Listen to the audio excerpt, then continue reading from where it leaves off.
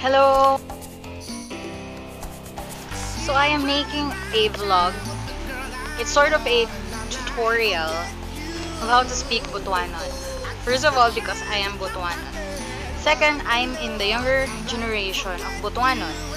And we all know that younger generation of Butuanon do not speak Butuanon anymore. So therefore, I will promote Butuanon language. As for I feel kind of jealous because our neighboring cities, Surigao, or other places like Bohol, they have retained their dialect. And unfortunately here in Butuan, our own dialect, Butuanon, is starting to deteriorate. Or should I say dying.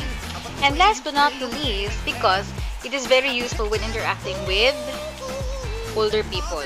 There are a lot of older people who knows how to speak Butuanon or are still speaking Butuanon. Just like when I go on our family reunion, there are a lot of older people who speaks Butuanon. And us who are, younger, we tend to misunderstand what they're saying, should I say. But sort of something like that. It's because us, the younger Butuanon, speak Cebuano. So for today, I'm going to teach you on how to speak about Butuanon. Or, I'm not saying really speak, but I guess just to understand. So these are just common things that we hear from our Lola and Lola who speak fluent Butuanon. The yes or no question. So yes or no question, usually, it has the word ba. For example, mikaon na bakaw? So it is answerable by yes or no. Another example is, kahibaw ba kaw magbisaya? Di bakaw taga Butuan? Next is who. In Butuanon, that's sino. Sino kaw nga anak? Sino hong maestra mo? Third is what or ngan. In Butuanon, that's ngan. Tagalog, ano, but in Butuanon, it's ngan. In Cebuano, it's unsa. In Butuanon, I am emphasizing it's ngan. Ngan iyan. Ngan ang LCD nga TV. Next is the what question or uno. It's not the uno na pyramid. It's not the uno na networking. It's uno na what. So as I said a while ago, we have the ngan. We also have the uno. The uno kao. Unhon mo yung kahoy.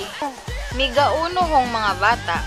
Another common thing that we hear is, or we usually ask from us is the question, how much? So in Butuanon, it is usually incorporated with the word man o yang baligya mo, man o bang sweldohon, man o ang isa ka kilo nga bugas. And another question is the question how many, which is incorporated by the word gan-o. Gan-o kamo kataod, gan-o kabuok. Next is a question when. So it specifies time.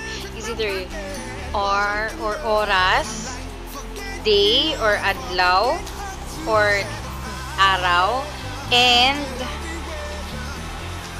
month or buwan, or year or taon. Ngan, still the question is ngan.